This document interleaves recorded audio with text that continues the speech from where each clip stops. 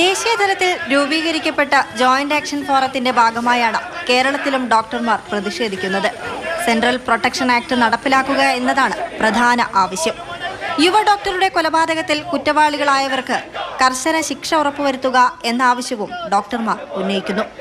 KMPGയുടെ നേതൃത്വത്തിൽ PG ഡോക്ടർമാരും senior resident ഡോക്ടർമാരും OPയും വാർഡ് ഡ്യൂട്ടിയും ബഹിഷ്കരിച്ചു. നമ്മൾ ഈ ഒരു സിസ്റ്റം എന്ന് പറയുന്നത് ശരിയല്ല. ഇവിടെ നമ്മൾ ശരിക്കും especially girls they have been going through many mental tortures. നമ്മുടെ പഠിത്തവും ജീവിതവും ഒക്കെ മാറ്റിവെക്കുന്നത് മറ്റുള്ളവരെ സേവിക്കാൻ വേണ്ടിയിട്ടാണ്. അതിന്റെ കൂടെ നമുക്ക് കരാട്ടയും ഗുസ്തിയും കൂടെ പഠിക്കാൻ പറ്റില്ല. അതും കൂടെ പഠിച്ചിട്ട് നമ്മൾ ഇവിടെ ഇരിക്കണം എന്ന് പറഞ്ഞു കഴിഞ്ഞാൽ അത് നടക്കുന്ന കാര്യമല്ല. തിരുവനന്തപുരം മെഡിക്കൽ കോളേജിൽ ഡോക്ടർമാരുടെ പ്രതിഷേധത്തിൽ ആശുപത്രി പ്രവർത്തനം താളം തെറ്റി. എന്നാൽ മറ്റാശുപത്രികളെ പ്രതിഷേധം ബാധിച്ചിട്ടില്ല. അതേസമയം KGMO സംസ്ഥാന വ്യാപകമായി ഇന്ന് കരിദിനമായി ആചരിച്ചു.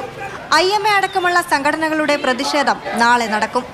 ശനിയാഴ്ച രാവിലെ 6 മണി മുതൽ ഞായറാഴ്ച രാവിലെ 6 മണി വരെയാണ് പണിമുടക്ക്. കാഷ്വാലിറ്റി സർവീസസ് മെയിൻറ്റെയിൻ ചെയ്യും, എമർജൻസി സർവീസസ് മെയിൻറ്റെയിൻ ചെയ്യും, ആൻഡ് എസെൻഷ്യൽ സർവീസസ് മെയിൻറ്റെയിൻ ചെയ്തുകൊണ്ടാണ് അഡ്മിറ്റ് ചെയ്ത രോഗികളെ പരിചരിക്കും. ഈ ഒരു രീതിയിലാണ് രാജ്യവ്യാപകമായി ഈ സമര നടപടികളുമായിട്ട് ഇന്ത്യൻ മെഡിക്കൽ അസോസിയേഷൻ മുന്നോട്ട് പോകുന്നത്. 24 മണിക്കൂർ രാജ്യവ്യാപക പണിമുടക്കാണ് IMA നടത്തുന്നത്. അടിയന്തര സർവീസുകളും കാഷ്വാലിറ്റിയും പ്രവർത്തിക്കുമെങ്കിലും ആശുപത്രി പ്രവർത്തനങ്ങൾ പ്രതിസന്ധിയിലായേക്കും. ഇന്ന് PG ഡോക്ടർമാർ മാത്രമാണ് പ്രതിഷേധം നടത്തിയത്. അതുകൊണ്ട് തന്നെ ആശുപത്രിയുടെ പ്രവർത്തനത്തെ ഗുരുതരമായി ബാധിച്ചിട്ടില്ല. പക്ഷേ നാളെ IMA നടത്താനിരിക്കുന്ന സമരം ഇങ്ങനെയാവാൻ ഇടയില്ല.